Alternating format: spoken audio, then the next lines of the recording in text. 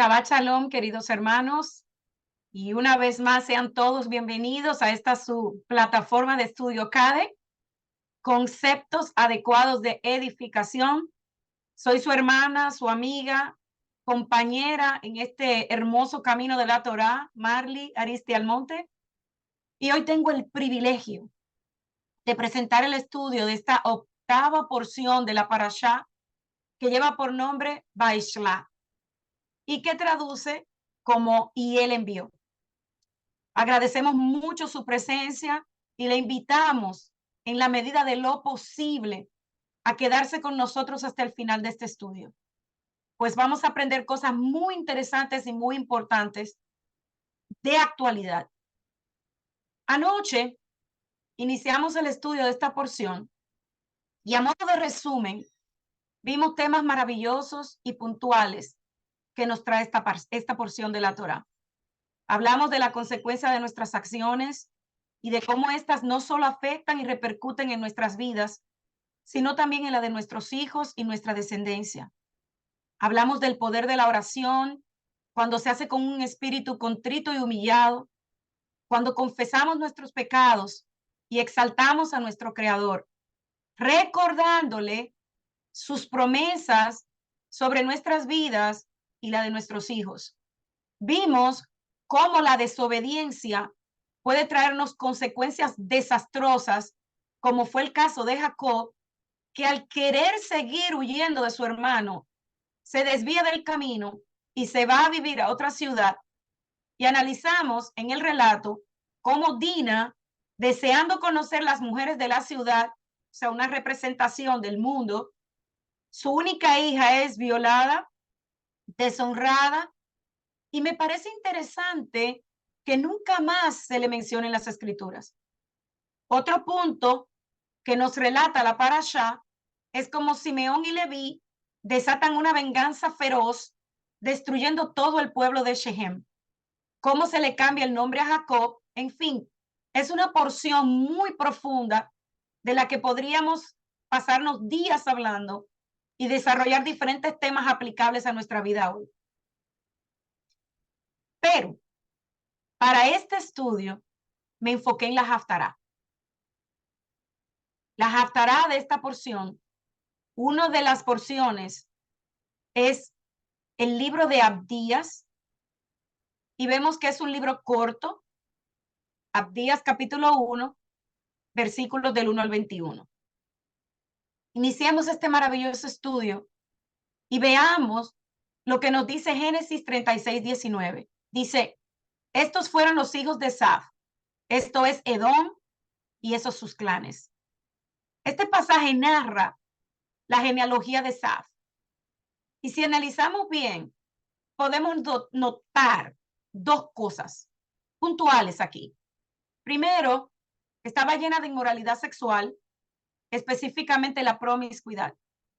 Y segundo, que los nombres de todos estos clanes corresponden a lugares geográficos circundantes a Israel.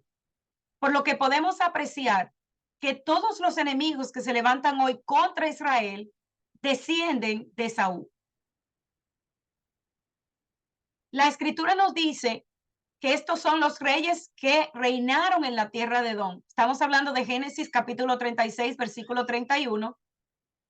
Y antes de que rey alguno reinara sobre los hijos de Israel, aquí se pone de manifiesto un punto importante. Parte de la profecía, pues notamos al mayor Esaf estableciéndose como pueblo con todos reyes y gobernantes mucho antes que Israel aún vislumbrara su primer monarca. Y este Esaf, el mayor, serviría al menor Israel. De acuerdo al libro de Oseas, capítulo 11, 7 y capítulo 12, versículo 12. Vamos entonces a profundizar en quién era Esaú y sus descendientes. Y antes de entrar en eso, vamos a ver quién era este profeta, el profeta Abdías. De acuerdo a la biografía, este profeta, su nombre Abdías, significa siervo de Dios, siervo del Señor. Fue uno de los profetas acerca de los cuales no sabemos absolutamente nada, excepto que escribió una profecía. Los otros profetas son Habacuc, Ageo y Malaquías, y estos profetas, estoy hablando ya a nivel personal, están encubiertos por el anonimato. ¿Por qué? Porque la Biblia, la escritura, no nos habla mucho de ellos. Abdías fue como un escritor fantasma. Él está allí, pero no lo conocemos a profundidad. Vivió conforme a su nombre, porque según nos relata la escritura, fue un siervo de Hashem, y un siervo nunca se jacta de su genealogía, ni de su vida, ni de sus propias experiencias. No se coloca nunca en el primer plano. Él tiene que demostrar por lo que hace que puede pretender ocupar del lugar de siervo. Así que Abdías fue simplemente un profeta que escribió una de las profecías más importantes de la Biblia. Sus menciones frecuentes de Jerusalén, Judá y Sión sugieren que pertenecía al reino del sur. Abdías fue probablemente un contemporáneo de Elías y de Eliseo. Al parecer, Elías escribió poco después del ataque, y la fecha de escritura es igualmente difícil de determinar, aunque se sabe que está profundamente ligada al ataque edomita contra Jerusalén, descritos en los versículos 10 al 14. La dificultad principal con la que la profecía de Abdías tenemos en este tiempo es situarlo en la historia del pueblo de Israel. Algunos han sugerido una fecha tan temprana como el año 887 antes de la era común, que situaría a este profeta en la época del reinado de la sanguinaria Atalía. Ahora, el doctor Pusey, un historiador, sitúa a Abdías durante el reinado de Josafat, y en este sentido habría que referirse al segundo libro de Crónicas, capítulo 17, versículo 7. El propósito de este libro es hablarnos del pequeño reino de Edom. Fue el tema de esta breve profecía. El versículo 6 podría ser considerado el versículo clave y dice: como fueron saqueadas las cosas de Esaú, sus tesoros escondidos fueron buscados. Entonces, ¿cuál es la idea principal del libro? Edom ayudó a Babilonia a saquear a Jerusalén. Ellos eran descendientes de Esaú y por lo tanto emparentados con el pueblo de Israel. Pero aquí en Abdías encontramos una profecía de los juicios de Hashem contra ellos por haber saqueado a Jerusalén. Entonces, ¿cuál es la razón principal por la que se escribe este libro? Este libro nos habla de una profecía de la venganza del Eterno contra Edom, o sea, su justicia contra ellos. Y el trasfondo histórico de esta breve profecía es lo hecho por los idumeos contra Judá. Aprovechándose de la caída y destrucción de Jerusalén, no solo ayudaron al invasor, no solo se alegraron de la desgracia de Judá, sino que saquearon la ciudad y ocuparon una parte del territorio. Y por favor, sígame, porque todo lo que estamos hablando tiene que ver con la situación de Israel hoy día. Abdías anuncia el castigo de Edom por esta felonía y la proximidad del día de Hashem, en el que el juicio divino se abatirá sobre ese pueblo y Judá será restaurado. Entonces, históricamente hablando, hubieron 4 invasiones significativas de Jerusalén en la historia del Antiguo Pacto. La primera por Sisac, rey de Egipto, 925 antes de la era común, más o menos, durante el reinado de Roboam. La segunda por los filisteos y árabes entre el 848 y el 841 antes de la era común, durante el reinado de Jorán de Judá. La tercera por Joás, rey de Israel, en el 790 antes de la era común, y por Nabucodonosor, rey de Babilonia, en la caída de Jerusalén en el 586 aproximadamente antes de la era común. De estas 4, solo la segunda y la cuarta probablemente encajan con la información histórica. La segunda es preferible debido a que la descripción de Abdías no indica la destrucción total de la ciudad, la cual se llevó a cabo bajo el ataque de Nabucodonosor. Además, aunque los edomitas estaban involucrados en la destrucción de Jerusalén por manos de Nabucodonosor, es significativo que Abdías no menciona a los babilonios por nombre, como todos los demás profetas que escribieron acerca de la caída de Jerusalén. Ni hay referencia alguna a la destrucción del templo o a la deportación del pueblo. De hecho, los cautivos parecen haber sido llevados al suroeste y no al este hacia Babilonia. Entonces, este pequeño libro se divide en dos partes. En la primera porción vemos que abarca los primeros 16 versículos. El tema es Edom y su destrucción. Y aquí tenemos la acusación contra Edom entre los versículos 1 y 9. A continuación se nos habló del crimen de Edom entre los versículos 10 y 14, y después se nos describe la catástrofe que sobrevino a Edom en los versículos 15 y 16. Aquí veremos una aplicación de la ley del talión, ley de represalias, que consistía en hacer sufrir al delincuente un daño igual al que causó. En la segunda porción del libro, que abarca desde el versículo 17 hasta el 21, se comenta algo importantísimo: la restauración de Israel. Y en esta parte leemos acerca de la condición de Israel en el versículo 17. Luego se habla sobre la conflagración de la casa de Saúl en el versículo 18, y finalmente se habla sobre la consumación de todas las cosas entre los versículos 19 y 21. Tema resumido en la frase del 21, que el reino del Eterno vendrá y se establecerá. Analicemos un poco del antecedente de Saúl. ¿Quién era Saúl? Y esto lo hemos venido viendo y estudiando en las últimas porciones. Esaú, hijo de Isaac, hermano gemelo de Jacob, o mellizo. Esaú por nacimiento fue primogénito de Isaac, era un gran cazador. Más adelante vemos cómo él quería matar a su hermano. Luego vimos en esta porción cómo Esaú y Jacob se reconcilian y cómo Hashem en un futuro manda a Israel a tratar bien a sus hermanos. El Eterno le dice a Rebeca, la madre de Saúl, que dentro de su vientre habían dos naciones. Y ese es exactamente el tema de esta porción. Dos naciones que nacen de un mismo vientre.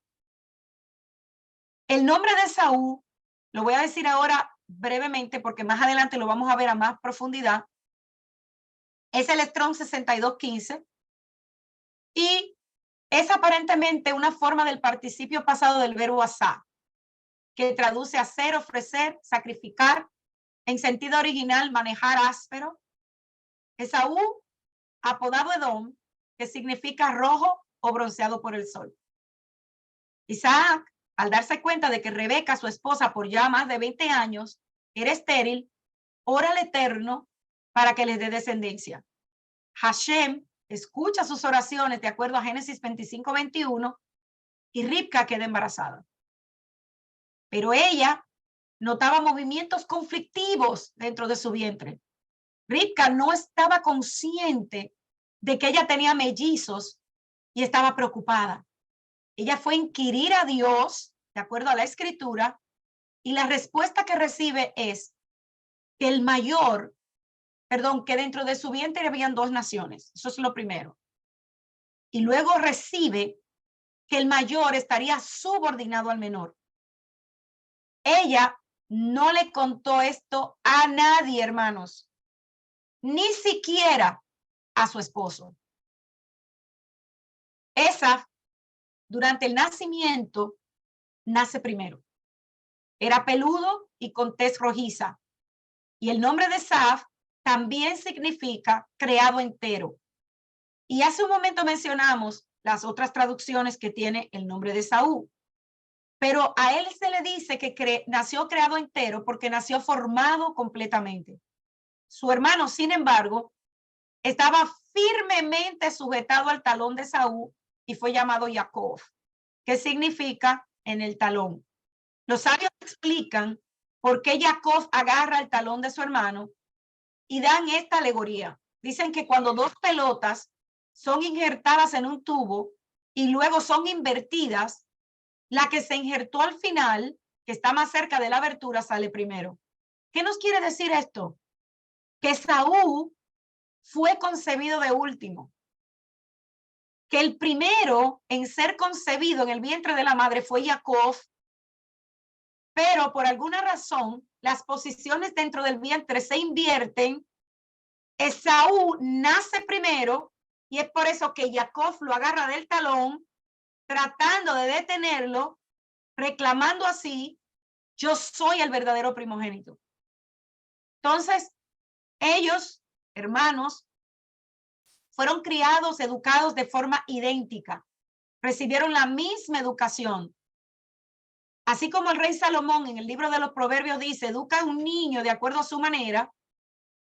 Esto significa que los padres, los maestros, deben entender la diferencia de cada niño y responder de acuerdo a ellas. En su juventud, Jacob y Esaú compartían la misma banca, quiere decir la misma posición en el hogar. Estudiaban los mismos temas. Tan pronto como maduraron, cada uno siguió su propio camino. Si Esaú hubiera sido criado diferente, los resultados podrían haber sido diferentes. Jacob era un hombre derecho, que no tenía inclinación a desorientar a otros. Él estudiaba diligentemente la Torá. Esaú, por otra parte, era un cazador. Él acechaba a su presa y luego saltaba sobre ella. Y esta era una habilidad que adquirió en su juventud, engañar a todos.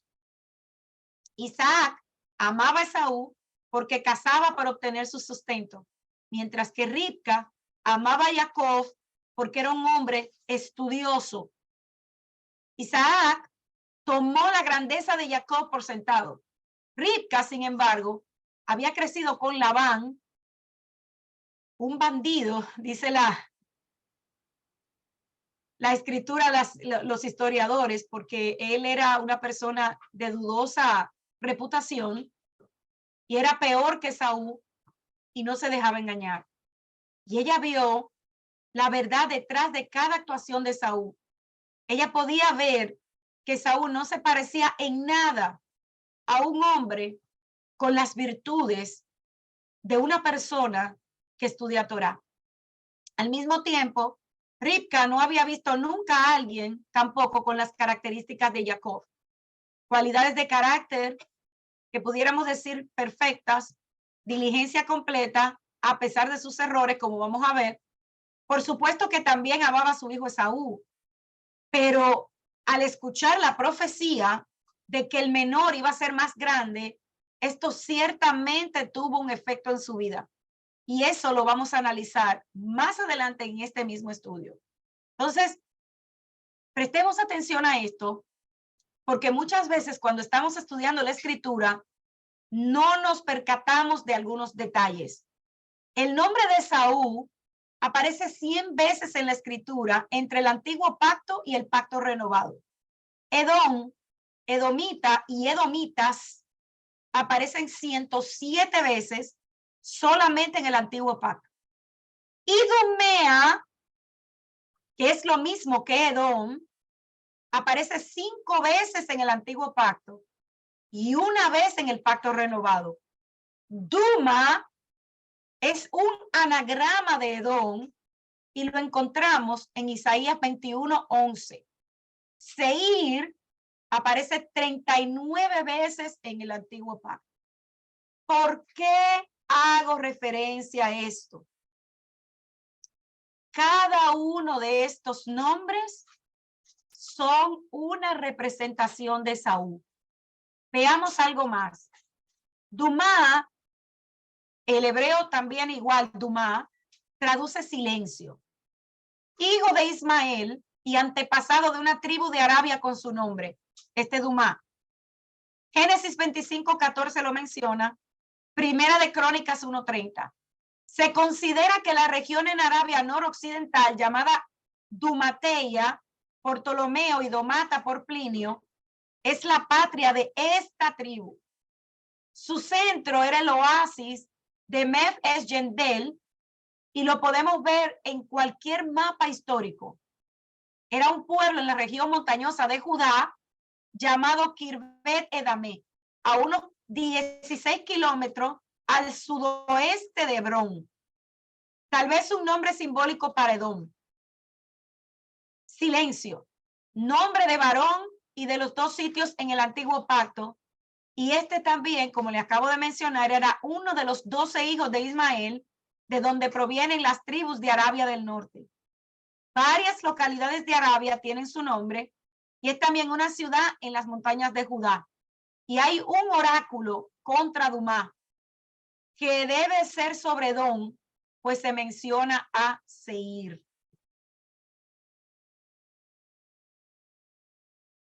También es un lugar desconocido, pero que se relaciona mucho con Seir o con Edom. Y la designación puede ser simbólica, aplicándose a todo Edom e indicando su destrucción venidera, si lo comparamos con el libro de Abadías 1, 15, 16. También podemos ubicarla en una aldea en el sur de Judá. Seir es la serranía al este de Arabá, que se extiende desde Acaba al Mar Muerto.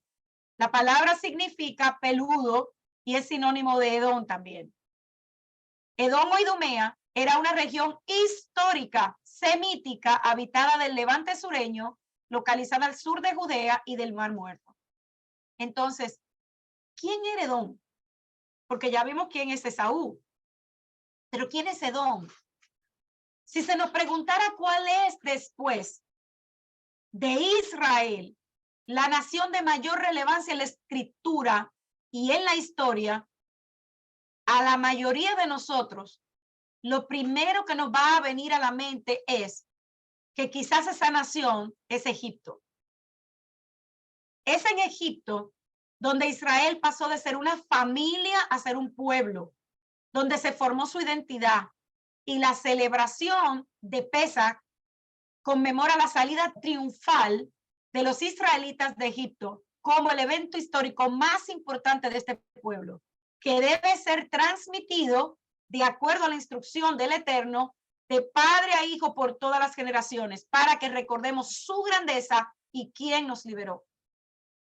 O podríamos quizás pensar que la nación importante en la escritura es Asiria, el imperio más formidable de la antigüedad, que deportó a Israel y que causó la dispersión hasta el día de hoy de las tribus perdidas.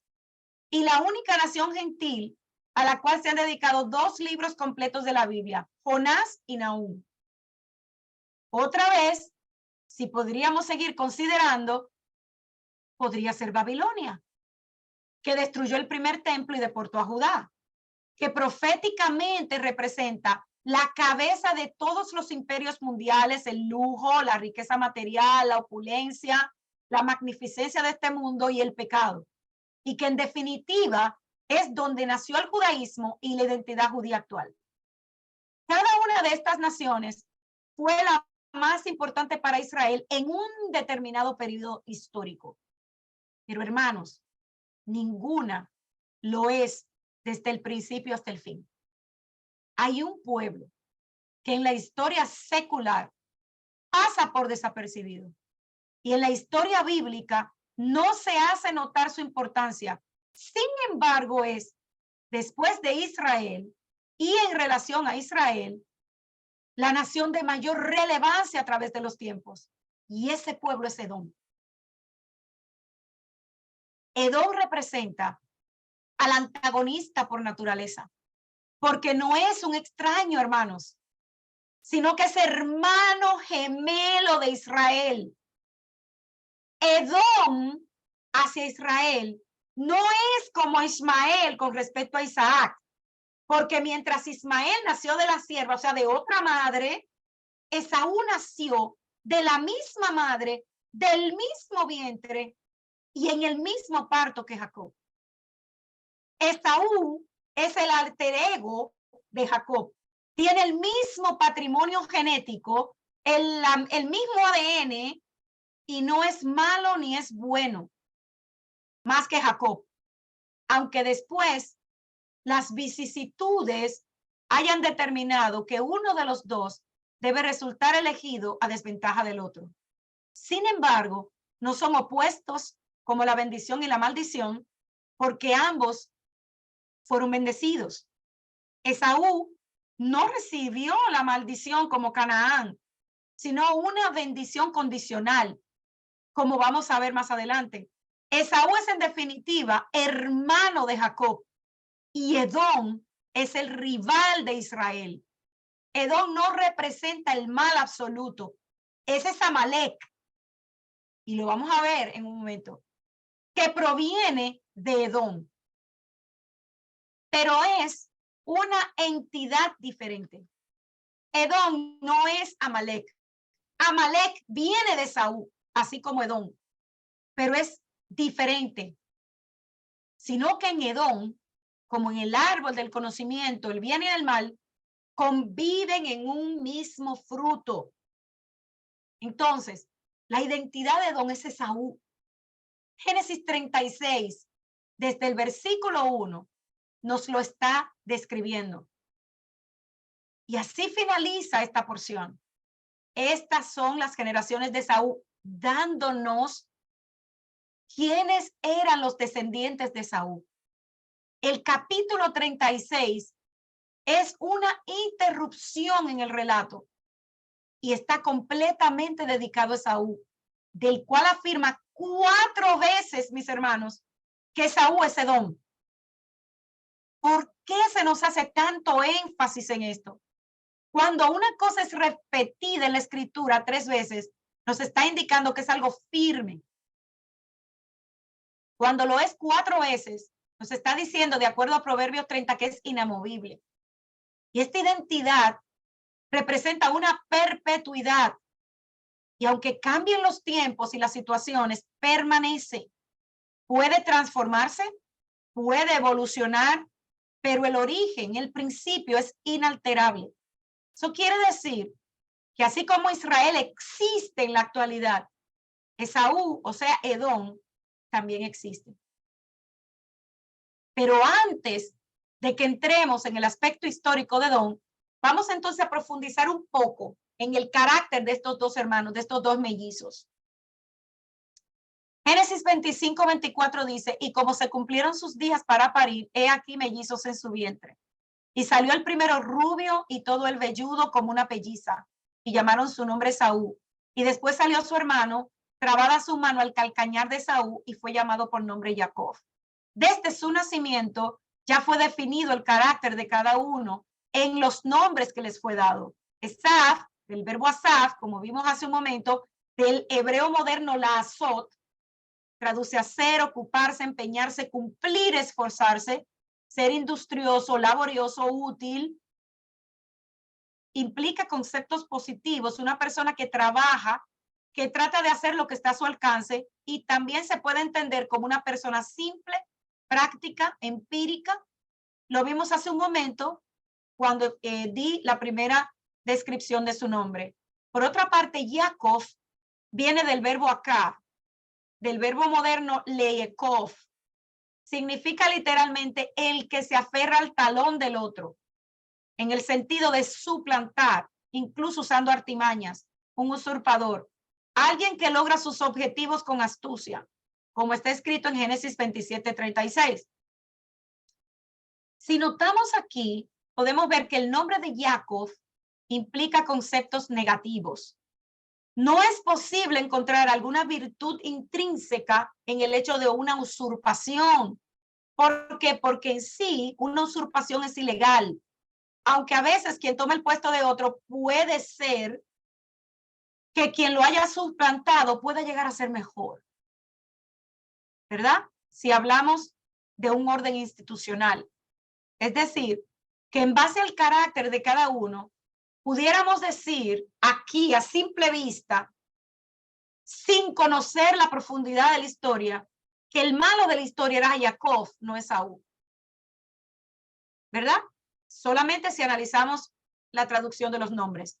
Y en efecto, Vemos en Esaú una persona ruda, simple, a simple vista, sin malicia, que después de haber entendido que fue engañado por su hermano, aún pedía a su padre ser bendecido, porque en realidad creía en la bendición, aunque no le haya dado la importancia que merecía por ocuparse de su trabajo, de su vida, y clama a su padre diciendo: ¿no has guardado bendición para mí? ¿No tienes más que una sola bendición, Padre mío? Bendíceme también a mí, Padre mío. Y aunque en el momento vino a Saúl la idea de matar a su hermano por haberle traicionado, una reacción que todos aquí como seres humanos podríamos entender, porque se sintió traicionado, a la hora de la verdad, y más cuando entendemos lo que implicaba la primogenitura y la bendición que venía con ella, cuando volvió a ver a su hermano Jacob, ¿qué fue lo que sucedió? Esaú corrió a su encuentro, lo abrazó, se echó sobre su cuello, lo besa y lloraron. Y él, Esaú, dijo: ¿qué te propones con todas estas cuadrillas que he encontrado? Y él respondió: el hallar gracia en los ojos de mi señor. Y dijo Esaú: harto tengo yo, hermano mío, sea para ti lo que es tuyo. Entonces, en ese momento, con cargo de conciencia por haber engañado a su hermano y después de haber recapacitado, porque vivió años de penuria con su suegro, igual de embustero y oportunista que lo fue él en su momento, Jacob encuentra a un Esaú que, como toda persona impulsiva, olvida su ira y lo recibe como hermano, como si no hubiese pasado nada. De hecho, vemos a Esaú, a esa persona que no tenía tanto estudio de Torah como Jacob, que no tenía precio por la herencia espiritual y que era más enfocado en lo práctico, lo terrenal, como aquí, que no tiene maldad en sí, sino impulsos, que olvida la traición de un hermano y busca la paz. Es Jacob que viene mientras se va acercando al encuentro pensando mal, creyendo que su hermano tenía todavía la intención de matarlo.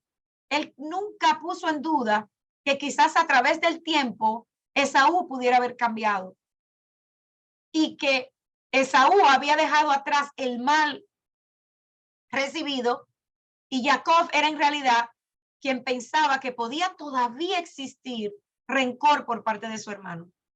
Las bendiciones que recibieron ambos hermanos no son muy diferentes en aspectos generales, pero si profundizamos, nos vamos a dar cuenta que hay una diferencia muy grande en cada una de ellas.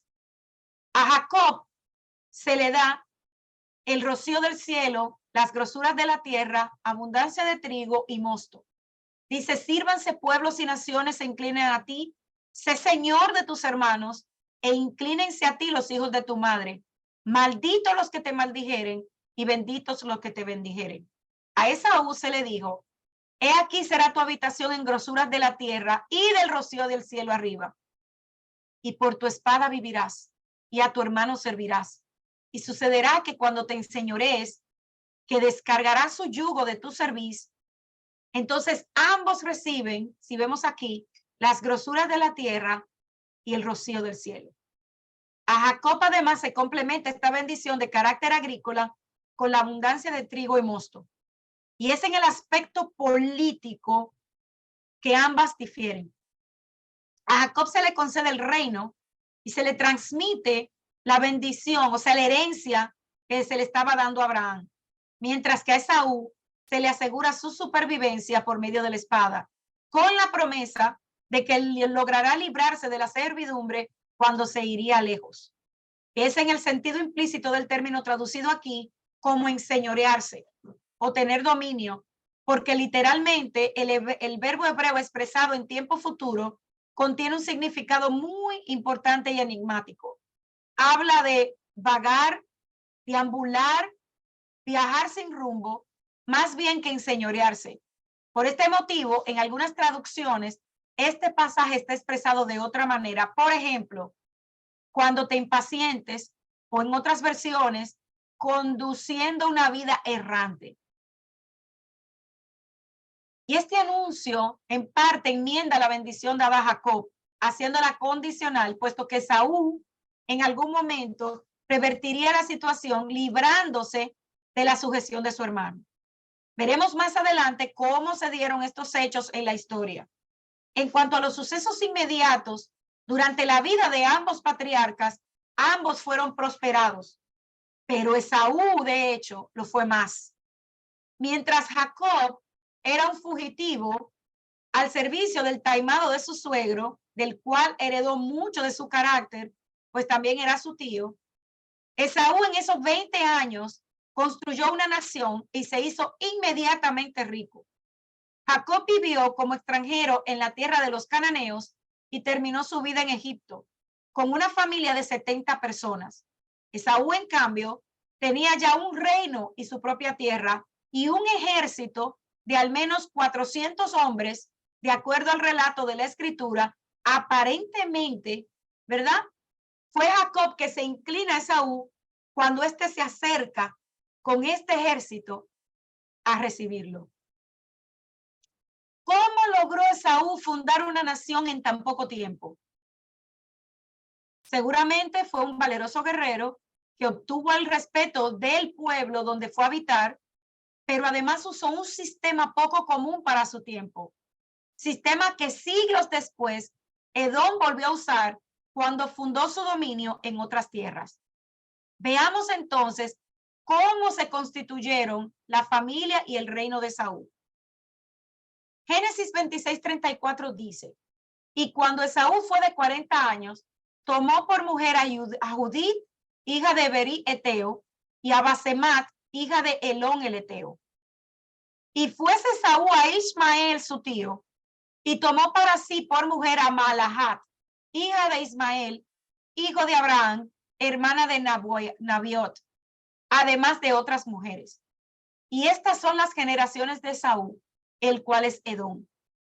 Entonces vemos aquí que Esaú tomó mujeres de las hijas de Canaán, a Ada, hija de Elón el Eteo, a Alijobamá, hija de Ana, hija de Sibeón, a Basemat, hija de Ismael, hermana de Nabiot. Esaú tomó 3 mujeres, 2 cananeas y una israelita. Y aquí hay un debate porque muchos dicen que todas ellas tienen 2 nombres, por lo cual es necesario identificarlas. Se dice que son 3 y cada una usa 2 nombres, pero los sabios de Israel dicen que en realidad eran 6 esposas de Esaú, 2 de ellas hijas de Ismael. Por lo tanto, vemos que la alianza que forma Esaú hace de su familia una familia multiétnica. 3 de sus hijos son, además de hebreos por parte del mismo Esaú, son hititas y heveos. Pero también otro de sus hijos era hitita por su madre y hebreo por su padre. Y por el lado de Ismael, egipcios. A su propia familia se agregó también el pueblo que ya habitaba en la tierra de Seir, como leemos en Génesis 36:20, no lo voy a citar por cuestión de tiempo, pero si usted va allí, se va a dar cuenta que Edom había duques o jefes, y en hebreo la palabra aquí es aluf, alufim, que pertenecían a la familia de Saúl, y otros que eran del pueblo oreo o urrita, el cual los edomitas absorbieron y asimilaron. Entonces encontramos aquí una población mixta, surgida de alianzas matrimoniales por las cuales Esaú aseguró la paz con sus vecinos cananeos y con los ismaelitas, y pudo construir su propio señorío. Pero la particularidad más interesante la encontramos en la lista de los reyes de Edom. Por favor, estudie por su propia cuenta Génesis capítulo 36. Notamos que de esos 8 reyes que son mencionados aquí, ninguno es hijo del anterior y cada uno reina desde su propia ciudad.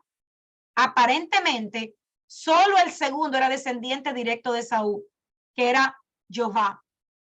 El hecho de que aparezca como más importante en la lista de estos duques o jefes de los reyes nos indica que estos últimos eran elegidos por consejo de jefes, los cuales pertenecían no solo a la descendencia de Saúl, sino también a otras etnias. Un sistema bastante singular para aquel tiempo. Edom era, de hecho, una confederación en la cual no solo había auténticos edomitas, sino también hurritas, hititas, nabateos, madianitas y otros pueblos. Y es significativo que solo el último rey se menciona también, quien fue su mujer, la cual debe haber sido una persona importante en aquel tiempo. Por favor, estudie Génesis capítulo 36. Entonces, a esta amalgama con pueblos que los descendientes de Abraham tenían la instrucción de no mezclarse, en Edom había mucho conocimiento de Yud-Heh-Vah-Heh. Y al parecer este era el culto nacional, al menos durante el primer periodo. Las escrituras nos confirman que Yud-Heh-Vah-Heh era el dios de Edom. Y desde Edom se mostró a los israelitas, de acuerdo a Deuteronomio 33, versículos 1 al 3. Jueces 5:3 dice: oíd reyes, estad, oh príncipes, atentos. Yo cantaré a Yud-Heh-Vah-Heh. Cantaré salmos a Yud-Heh-Vah-Heh, Elohim de Israel, cuando saliste de Seir, oh Yud-Heh-Vah-Heh, cuando te apartaste del campo de Edom, la tierra tembló.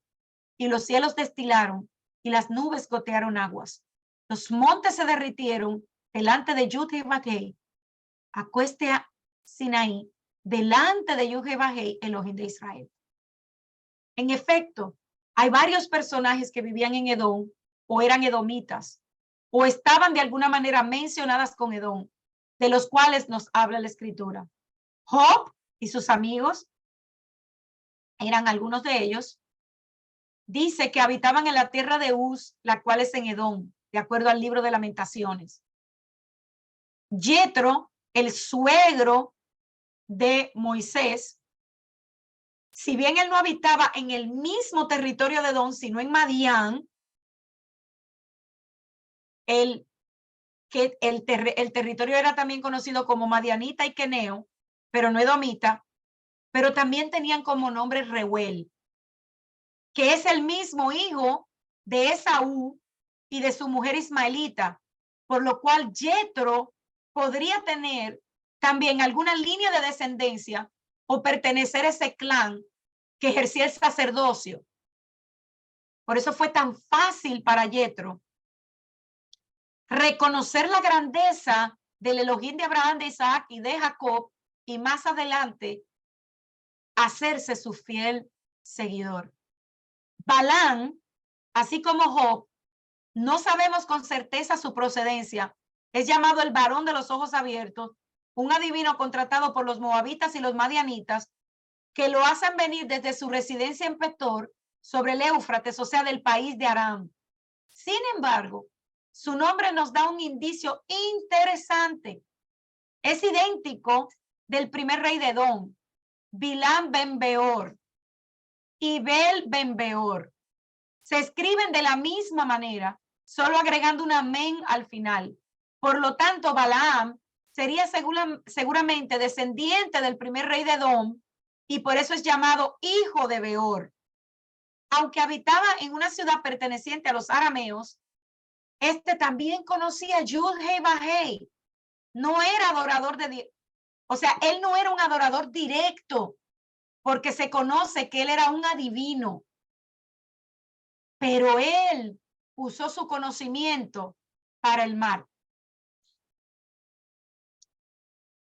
Estos pasajes nos muestran que Edom tenía una organización pluralista, con reyes selectivos, sacerdotes y videntes que no necesariamente debían pertenecer a un linaje determinado.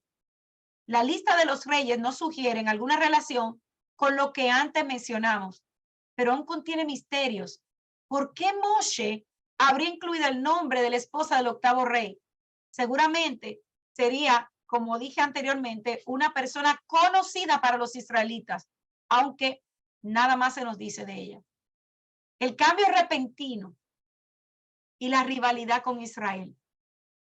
Vemos en esta porción de hoy, después del emotivo reencuentro de Jacob y Esaú, conociendo Esaú que la tierra de Canaán había sido prometida a Jacob, él se retira a Seir, donde funda su reino. Desde este momento, no podemos encontrar durante la vida de Esaú ninguna actitud hostil hacia su hermano, ni tampoco por parte de sus inmediatos descendientes. La división de la tierra era respetada al punto que mientras los israelitas estaban en Egipto, los edomitas no ocuparon Canaán, aún teniendo la capacidad militar para hacerlo. Algunas generaciones más adelante, cuando los israelitas salen de Egipto, reciben la orden de respetar el territorio que Elohim asignó a Esaú. Y eso lo podemos ver en Deuteronomio capítulo 2, versículo del 4 en adelante. Números 20:14 también lo describe. ¿Qué fue entonces lo que sucedió que cambió la buena predisposición de los edomitas hacia sus hermanos israelitas? Si bien no los atacaron y los dejaron circular en paz a lo largo de los confines de su país, tampoco los dejaron cruzar para cortar camino hacia Canaán. Durante todo este periodo, aparentemente, no se relacionaron entre ambos pueblos, puesto que los israelitas estaban en Egipto desde que Jacob y Esaú todavía vivían, y los edomitas ya habitaban en Seir. En este sentido, no es oculto el motivo de esta actitud, aunque algunos autores, como David J. Gibson, proponen la hipótesis de que estuvieron en contacto en Egipto, presumiendo que los edomitas podrían ser los Ixos, que gobernaron esa tierra durante el periodo en que los israelitas estaban allí. Hay muchos elementos que avalarían una tal asociación, aunque la cronología presentaría algunas dificultades, considerando que los hijos de Saúl eran contemporáneos de Joseph. Hasta que Edom tuviera la capacidad de tomar el poder en Egipto, tendrían que haber pasado algunas generaciones. Más bien, si Edom logró rápidamente organizarse, creando una alianza o federación con los pueblos circundantes. Por otra parte, Zoán, que es Tanís, muy cerca de Avaris, la capital de los Ixos, ya había sido fundada en tiempos de Abraham.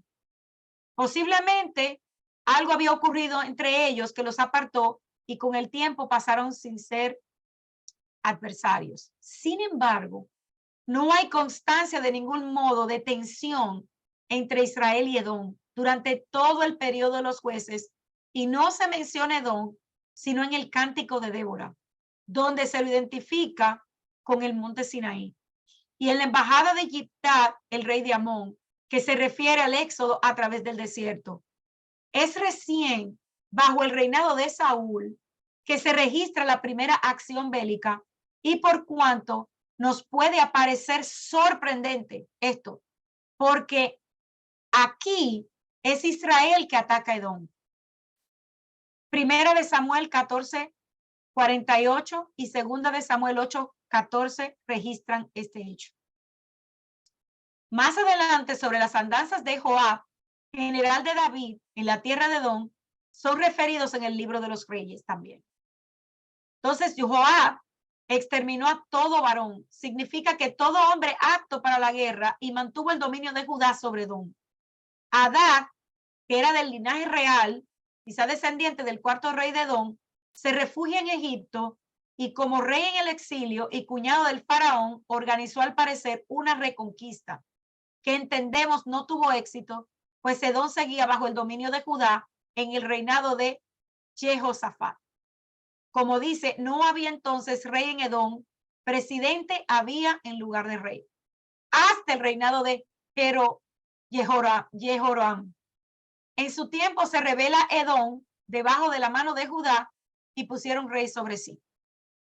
El siguiente conflicto está brevemente relatado como una victoria aplastante de Amasía de Judá, que tomó también la ciudad de Petra y la llamó Yoteel. Él mandó a 10,000 de Edom en el Valle de Sal y toma a Sela en la batalla y la llamó Yotel hasta el día de hoy. Y el último enfrentamiento registrado se refiere a una poca significativa incursión de Edom en tiempos de Ahab. Y eso está registrado en Segunda de Crónicas, capítulo 28, versículos 16. Estas son todas las acciones bélicas registradas en la escritura entre Israel y Edom. Muy pocas veces para tantos siglos de convivencia entre países vecinos. Hubo muchas batallas de Israel contra los filisteos, los amonitas, los moabitas y los amalecitas que contra Edom, y mucho más cruentas. Sin embargo, en los profetas, Edom es representado como el gran rival. ¿Por qué? Ya sabemos que el origen de este pueblo viene de Saúl, quien luchó con Jacob, su hermano, aún desde el vientre. El nombre de Saúl también ya lo describimos y es también llamado Edom, lo cual significa rojo. Él mostró menosprecio por las promesas de pacto al casarse con mujeres que no eran israelitas. Le encantaba estar fuera y después que la bendición de su padre le fue robada por Jacob, fue destinado a permanecer siendo un hombre en los espacios abiertos. Esaú se estableció en una región, que en su mayor parte estaba construida por montañas escabrosas al sur del Mar Muerto, llamada Edom, también Idumea, como vimos hace un rato. Israel y Edom fueron enemigos perpetuos. Cuando Israel salió de Egipto, Edom, como vimos, negó a su hermano Jacob el paso por el medio de su tierra, localizada al sur del Mar Muerto. No obstante, Israel fue instruido por Hashem a ser amable con Edom. Entonces, Abdías, habiendo recibido una visión de Dios, fue enviado, este profeta, a describir sus crímenes y a pronunciar destrucción total sobre Edom por su trato a Israel. El nombre de Edom fue la clave de este breve libro y retrocederemos al libro de Génesis para determinar la identidad.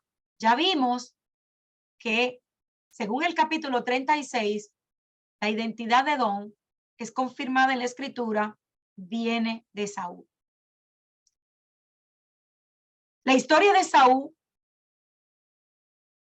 es una historia que, como acabamos de ver, vende su progenitura, no le dio ninguna importancia a las cosas importantes, al sacerdocio, porque como primogénito, él iba a ejercer el sacerdocio en su familia. Y aquí tenemos la ilustración de una gran verdad para los creyentes de todos los tiempos.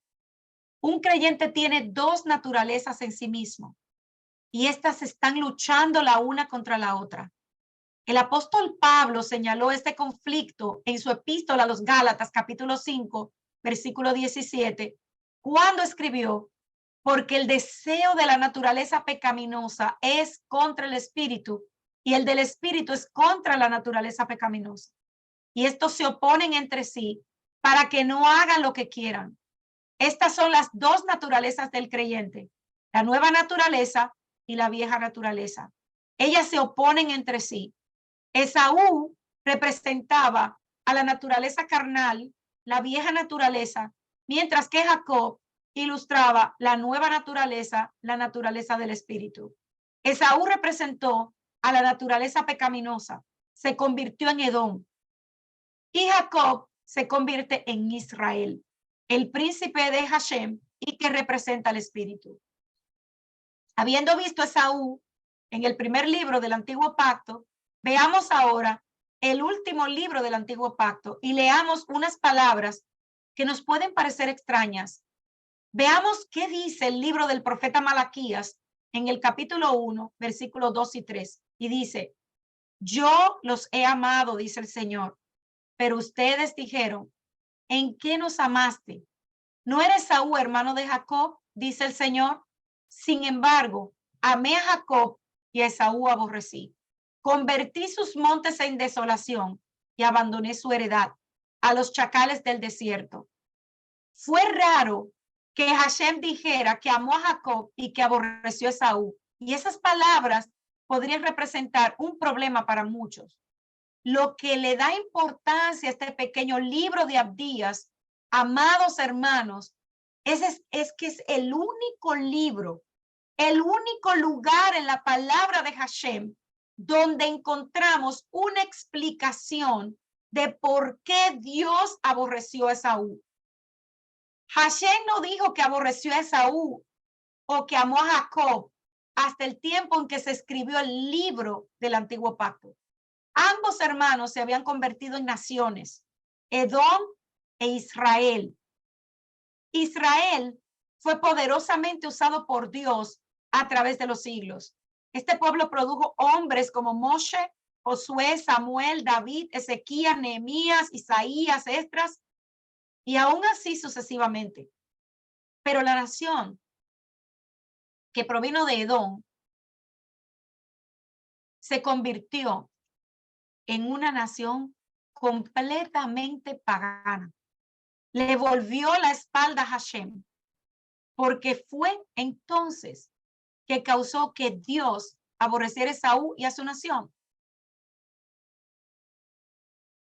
La profecía del libro de Abdías fue evocada por un saqueo de Jerusalén, en el cual participaron los idumeos, o sea, los edomitas, los descendientes de Esaú. Y hubo 4 saqueos. El primero bajo Joram, y está descrito en el libro de Amós y en Segunda de Crónicas, y establecido entre los años 850 al 843 antes de la era común.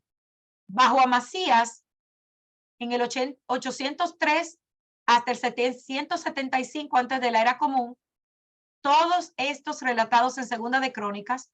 Bajo Acaz, en el 741 al 726, y bajo Sedecías, en el 597 hasta el 587 de la era común. Entonces, la acusación que vemos aquí en el libro de Abdías es la siguiente. Dice, el Señor Dios así ha dicho en cuanto a Edom. Hemos oído el pregón del Señor.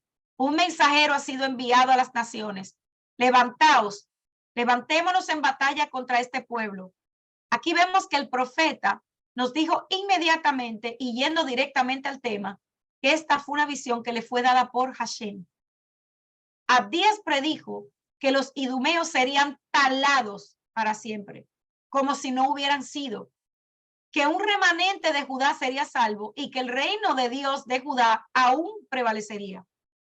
Entonces, la profecía incluye el cumplimiento cercano de la derrota de Edom bajo el ataque de los filisteos y los árabes, el cumplimiento lejano del juicio de la nación en el primer siglo después de la era común y la posesión final de Israel de Edom.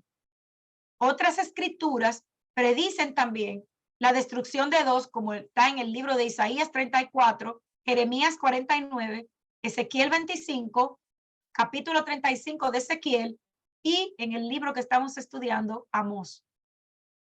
También.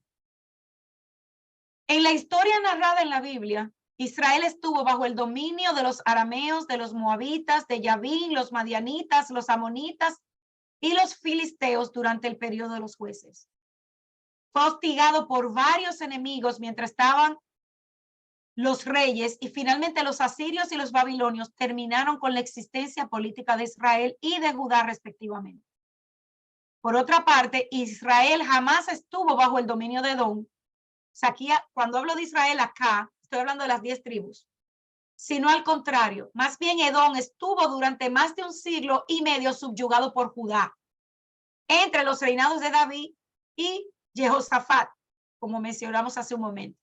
Sin embargo, hay más profecías referidas a Edom que a cualquier otro pueblo gentil numéricamente hablando. En las profecías, Edom está entre las naciones grandes como Asiria, Egipto y Babilonia, que fundaron imperios. ¿Y por qué? Vuelvo a preguntar. es tan importante esto? ¿Por qué tanta la exaltación de este pueblo que, como vimos hace un momento, muchas veces pasa inadvertido en las escrituras? En algunos pasajes se reclama a los edomitas de haberse alegrado de la caída de Jerusalén y de haber tomado los despojos cuando fue destruida. En otros se profetiza cómo la tierra de Edom sería un desierto, y literalmente esto es evidente hasta hoy, que solo queda aridez y desolación en la región de Seir y Petra. Y en otras se anuncia su fin como nación.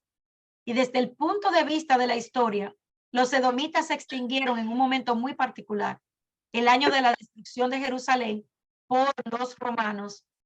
Sin embargo, las profecías indican que el fin de Edom es todavía en el futuro. Por lo tanto, es necesario entenderlas en su cumplimiento a través del tiempo y discernir cuando se refiere a la tierra histórica de Edom o al pueblo de Edom como contraparte del pueblo de Israel. Es interesante que el libro de las Lamentaciones se refiere a la desolación de Jerusalén, que en tiempos del profeta Jeremías fue consumada por Babilonia, y sin embargo Babilonia nunca es mencionada, sino Edom. En el mismo Jeremías había profetizado que el pueblo volvería a su tierra cumplidos los 70 años de exilio y la ciudad sería reedificada 50 años después de su destrucción. En su breve referencia a Edom, el profeta dice lo siguiente, en Lamentaciones 4:21. Regocíjate y alégrate, hija de Edom, la que habitas en la tierra de Uz, también a ti pasará la copa, te embriagarás y te desnudarás. Cumplido es tu castigo, oh hija de Sión, nunca más te hará transportar. Visitará tu iniquidad, oh hija de Edom, descubrirá tus pecados. El exilio en Babilonia no fue el último. No obstante, el profeta anuncia que el pueblo de Jerusalén nunca más sería deportado. Es evidente que en este lamento sobre la ciudad desolada, Jeremías estaba presentando una visión mucho más amplia. Y Jeremías estaba presentando en el tiempo que el periodo relativamente corto del destierro en Babilonia y responsabiliza a Edom de esta destrucción, que completaría el castigo sobre Judá con el último y más extenso exilio. Es la condena sobre Edom y no sobre Babilonia la que se anuncia por haber afligido a Sión. El profeta en su visión lamenta la última desolación de la ciudad y la diáspora que le siguió, más que la ruina temporal causada por los babilonios. Entonces, consideremos el momento crucial en el cual Edom pasa a ser importante para los profetas e insignificante para la historia. Jeremías 27:2 dice, Judá me ha dicho así, hazte coyundas y yugos y ponlos sobre tu cuello, y los enviarás al rey de Edom y al rey de Moab y al rey de los amonitas y al rey de Tiro y al rey de Sidón por mano de los embajadores que vienen a Jerusalén a Sedequías, rey de Judá, y les mandarás que digan a sus señores, así ha dicho Judá de los ejércitos, Elohim de Israel, así habéis de decir a vuestros señores, yo hice la tierra, el hombre y las bestias que están sobre la haz de la tierra, con mi grande potencia y con mi brazo extendido, y dila a quien plugo. Y ahora yo he dado todas estas tierras en manos de Nabucodonosor, rey de Babilonia, mi siervo, y aún las bestias del campo le he dado para que le sirvan. Y todas las gentes le servirán a él, a su hijo y al hijo de su hijo, hasta que venga también el tiempo de su misma tierra, y le servirán muchas gentes y reyes grandes. Y será que la gente y el reino que no sirviera a Nabucodonosor, el rey de Babilonia, y que no pusiera su cuello debajo del yugo del rey de Babilonia, con espada y con hambre, con pestilencia, visitaré a tal gente. Dijo Yudhibahei, hasta que los acabe yo por su mano. Y vosotros no prestéis oído a vuestros profetas, ni a vuestros adivinos, ni a vuestros sueños, ni a vuestros agoreros, ni a vuestros encantadores que les hablan diciendo, no servirán al rey de Babilonia, porque ellos les profetizan mentira para hacerlos alejar de vuestra tierra y para que yo los arroje y perezcan. Mas la gente que sometiere su cuello al yugo del rey de Babilonia y le sirviera, haré la dejar en su tierra, dice Yud-Heh-Vah-Heh, y labrará y morará en ella. El único que no escuchó esta profecía fue el pueblo de Judá. Y de consecuencia, solo Judá fue llevada cautiva a Babilonia. Edom permaneció en su tierra y fue súbdito de Nabucodonosor como los demás pueblos. Es interesante notar que Edom, como entidad política independiente, dejó de existir en este mismo momento histórico juntamente con Judá, pues se sometió al dominio de Babilonia.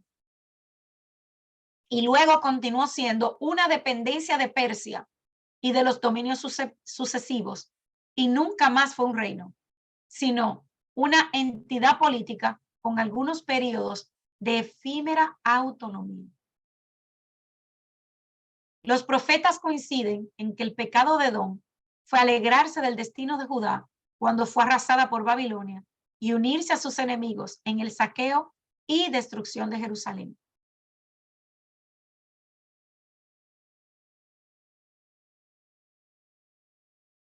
Tremendo, hermanos. Esto necesitamos analizarlo. ¿Por qué? Porque muchas veces, como dije hace un momento, muchas de las profecías y de los relatos en la escritura los pasamos por alto. Pero en esta primera parte de la profecía de Abdías encontramos un paralelismo con Jeremías. Siendo Abdías probablemente posterior al exilio, entendemos que se inspiró en su predecesor para dar una introducción a su mensaje, que a partir de este punto adquiere un carácter distinto. En esta segunda sección, que ya hemos citado, explica el motivo por el cual Hashem hará su juicio sobre Edom, aunque en parte puede referirse a dos hechos similares en su carácter, usando el pasado profético que se refiere en realidad a eventos futuros en el momento del anuncio, porque en efecto nos introduce como una tercera parte del mensaje del libro de Abdías. En esta última sección pertenece a la era mesiánica, el día del Eterno, cuando el monte de Sión será santo y la casa de Israel volverá a poseer su tierra. Notar que la casa de Joseph es la que todavía está en exilio, junto con los cautivos de Jerusalén, que retornarán de la diáspora, hecho que se ha verificado solo en parte. Entonces se completará el juicio sobre Edom. Esto significa que Edom existe y que tiene una identidad en el presente. Para ver la conclusión de este conflicto entre Edom e Israel, tendríamos entonces que irnos a la época de Yeshua. Allí veremos a un hombre caminando junto al mar de Galilea, pero antes de que yo entre en ese punto, vamos a ver algo también muy interesante.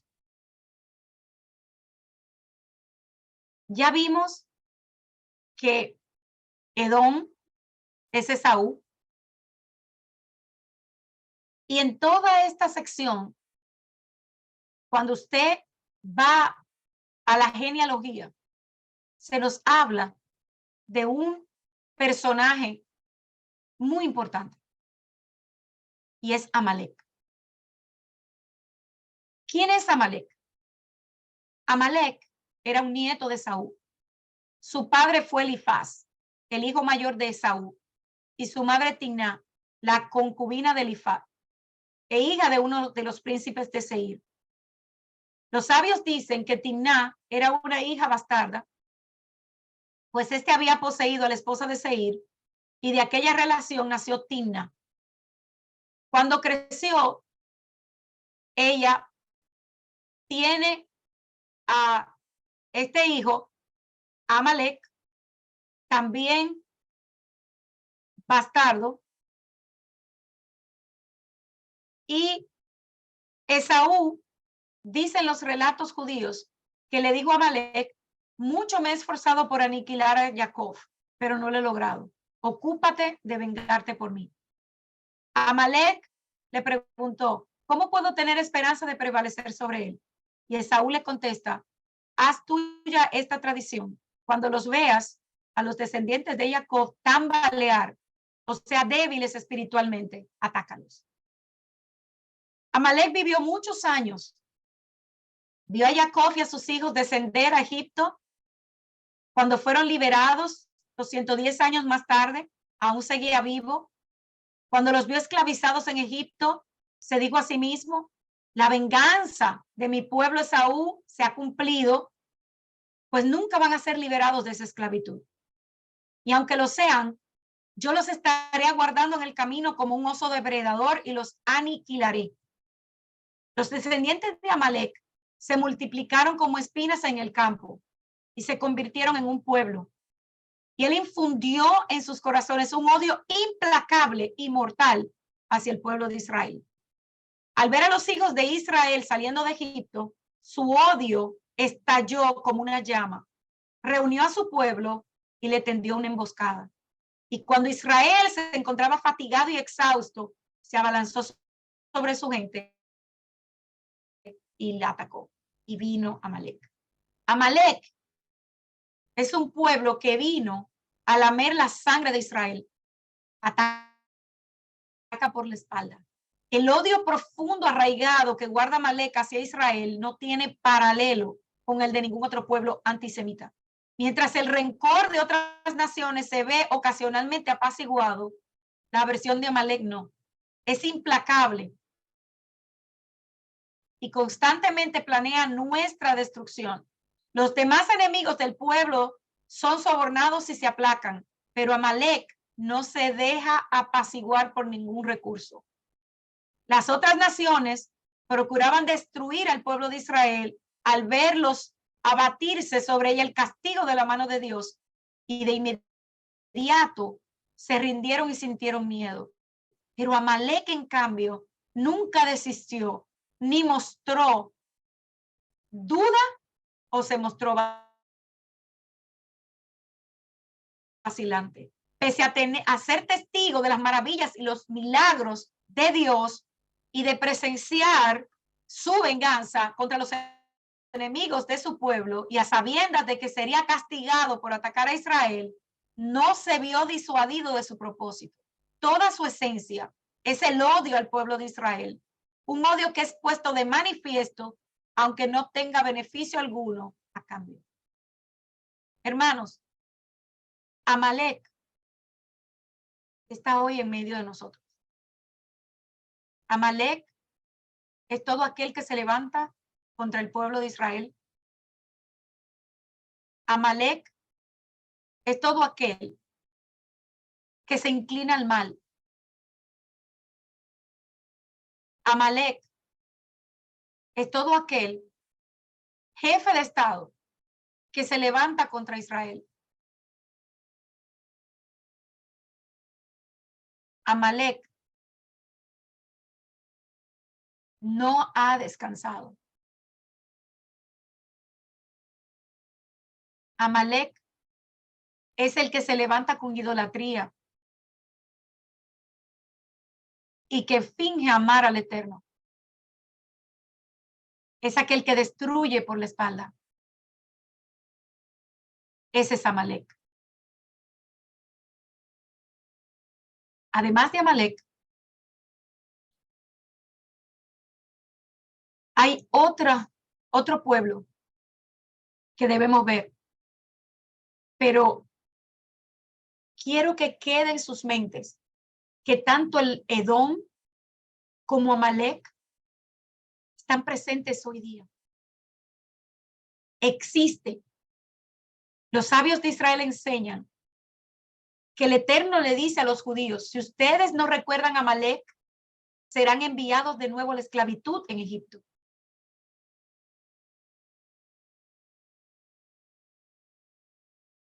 Esto es por lo que es importante que nosotros estudiemos todas estas cosas. Y la profecía dice que al final Amalek va a ser destruido. Pero mientras tanto, nosotros como creyentes no podemos bajar la guardia. El Amalek que es omnipresente hoy son las preguntas y las dudas que muchas veces se nos presentan a nosotros cuando estamos dudando de nuestra fe. La incertidumbre, la confusión. Todo eso es una representación de Amalek. Corresponde a la lujuria.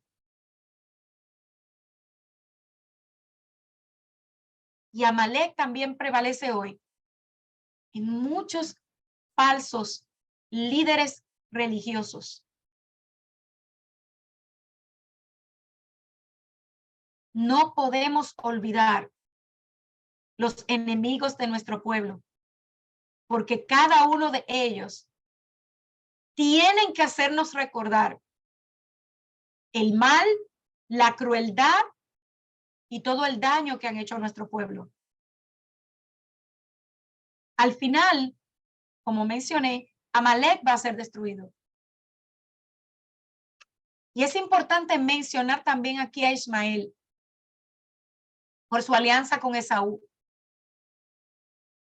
quien es hoy día parte del mundo musulmán. Primero es importante entender que no todos los árabes son musulmanes y que no todos los musulmanes son árabes. Y tampoco todos ellos son descendientes de Ismael. Es más, hay un mayor número de musulmanes que no son árabes. Hay musulmanes en Indonesia, en África, en Malasia. Y también es importante recordar, mis hermanos, y que quede por favor establecido, que no todos los árabes odian a los judíos y que no todos los musulmanes odian a los judíos y que no todos los judíos odian a los árabes y a los musulmanes. Debemos ser cuidadosos con los estereotipos. Sin embargo, en términos generales, los árabes y los musulmanes tienen un rechazo y una desconfianza grande hacia el pueblo de Israel. Y conocemos la explicación bíblica.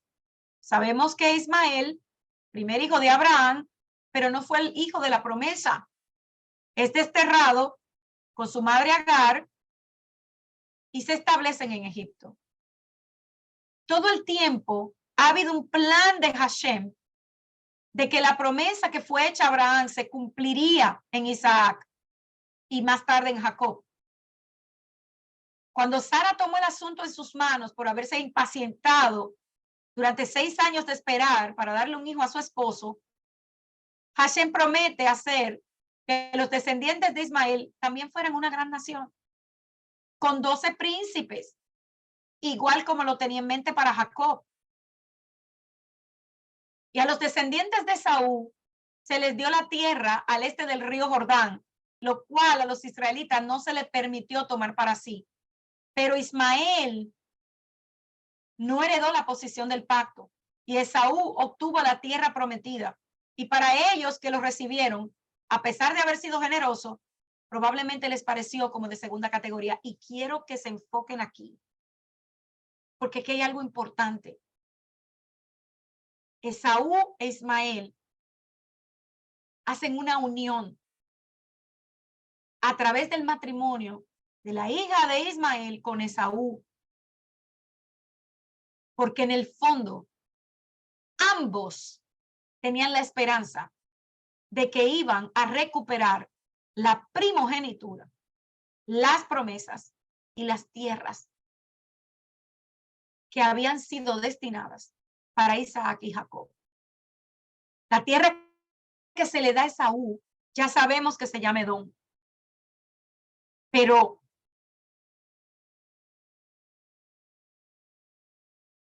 los herederos de Ismael,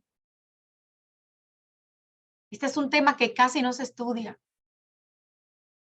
La mayoría de los seguidores de la religión de Mahoma no eran hijos de Ismael, sino persas, egipcios, babilonios y asirios, para utilizar sus nombres bíblicos. Pero su odio histórico hacia los judíos había permanecido vivo a través de la religión que todos compartían en común. Y la mayoría de los judíos que retornaron a la tierra de Israel, cuando llegan, ¿con qué se encuentran? Después de años de exilio, cuando se restaura el Estado de Israel, con que todas estas tierras ya estaban ocupadas, nada más y nada menos que con los descendientes de Edom y de Ismael, entre otros pueblos. Regresemos al tiempo de Yeshua. Ya con esta parte vamos a terminar este estudio. Cuando Yeshua caminaba, ¿verdad? En aquella época, junto al mar de Galilea, sobre los senderos de Samaria, por las calles de Jerusalén, vemos que Yeshua descendía de la línea de Jacob a través de Judá. También podemos ver durante algunos años a un hombre ocupando trono. Su nombre era Herodes. Y las Sagradas Escrituras, la Biblia, fueron muy cuidadosas al identificarlo con exactitud. Herodes el Idumeo, el edomita, perteneciente a la línea de Esaú. Cuando Yeshua le llega una advertencia para que huyera porque Herodes quería matarlo, el Señor dijo: id y decir a aquella zorra, echo fuera demonios y hago curaciones hoy y mañana. Y al tercer día termino mi obra, como podemos leer en el Evangelio de Lucas, capítulo 13, versículo 32. Y cuando Yeshua fue finalmente traído ante aquel rey Herodes para enfrentarse a su vicio, ni siquiera abrió su boca ante Herodes. Allí encontraron frente a frente las dos descendencias una vez más. Yeshua, Jacob, Herodes, Esaú. Y el versículo donde dice, porque cercano está el día del Señor, en el libro de Abdías que estamos estudiando, sobre todas las naciones, cuando tú hiciste que se hará contigo, tu recompensa volverá sobre tu cabeza. Cuando Yeshua haya venido a la tierra, en ese maravilloso segunda venida que tanto esperamos, tendrá lugar un juicio sobre las naciones, como se describe en el libro de Mateo. Y algunos estudiosos de las Escrituras dicen que cuando el profeta Abdías dijo, cercano está el día del Señor sobre todas las naciones, quiso decir que el pueblo de Edom se convertirá nuevamente en una nación durante los últimos días. Si usted duda de que esto sea posible, observemos a la nación de Israel. Durante 2500 años, Israel no fue una nación. Pero en el 1948 se convirtió nuevamente en nación, demostrándonos, amados hermanos, que cada una de las promesas del Eterno se van a cumplir. Es que una nación es responsable ante Hashem.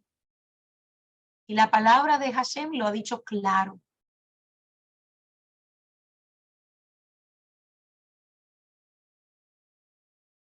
Así que la posibilidad de que Edom surja como estado político, como nación como tal, es un debate.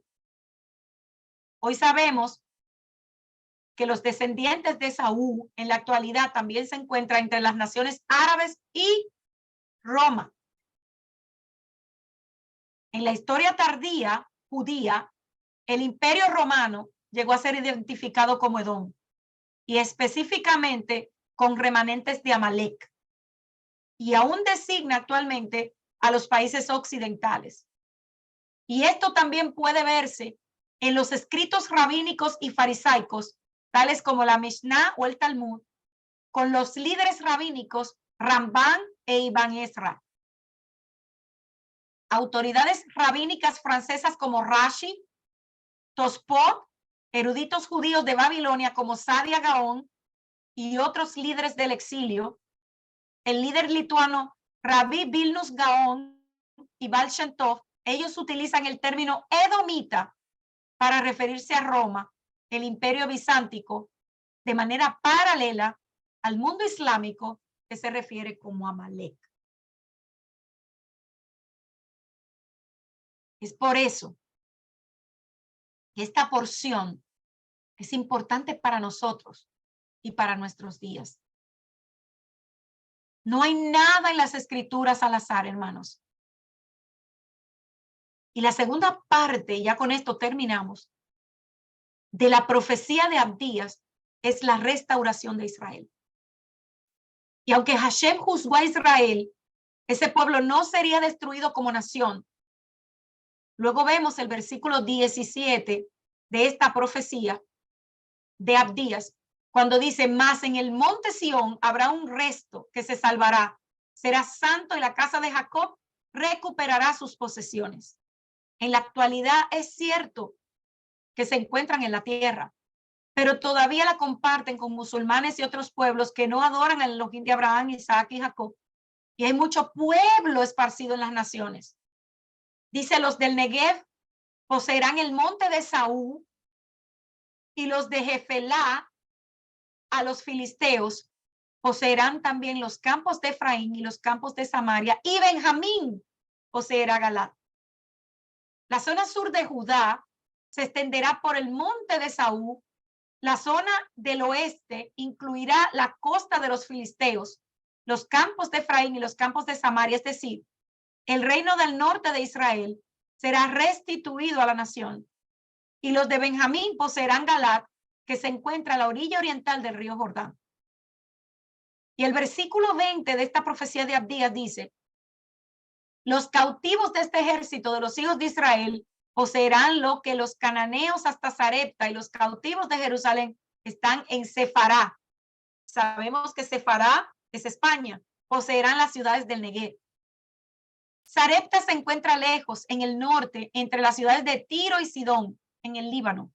Las ciudades del Negev son las ciudades de la zona sur, realmente en la península del Sinaí.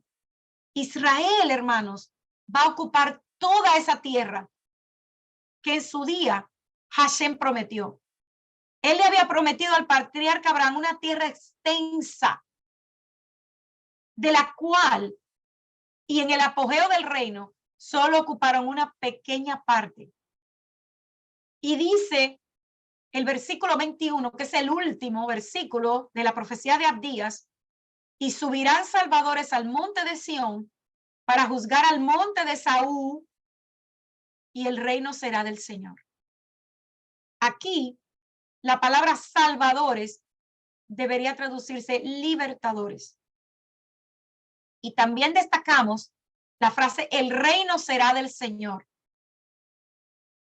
Dios se está moviendo directamente, constantemente y sin vacilaciones hacia el cumplimiento de su propósito. Es decir, su propósito de colocar a su rey sobre el monte de Sión y derribar a las naciones hasta que venga aquel que tiene el derecho de reinar, como podemos ver en el libro de Ezequiel. Y oramos para que se cumpla en nuestros días. Los desterrados de Jerusalén que viven en Sefará poseerán las ciudades del Negev. Tremendo. Tremendo. Y dice la profecía, cuando Hashem hiciere volver la cautividad de Sión, seremos como los que sueñan. Entonces nuestra boca se llenará de risa y nuestra lengua de alabanza. Entonces dirán entre las naciones, grandes cosas ha hecho Yud-Heh Vav-Heh con estos. Grandes cosas ha hecho Yud-Heh Vav-Heh con nosotros. Estaremos alegres. Haz volver nuestra cautividad, oh Yud-Heh Vav-Heh, como los arroyos del Negev. Los que sembraron con lágrimas, con regocijo segarán, irán dando y llorando. El que lleva la preciosa semilla, mas volverá a venir con regocijo, trayendo sus gavillas. Shabbat shalom, queridos hermanos. Hasta aquí la reflexión del día de hoy. Esperamos que sea de mucha bendición y que nos mantenga con los ojos alertas, porque estamos viviendo tiempos proféticos, cumplimiento de profecías delante de nuestros ojos. Y debemos estar alerta, discerniendo todos los hechos que están pasando y cumpliéndose delante de nuestros ojos. Shalom, shalom.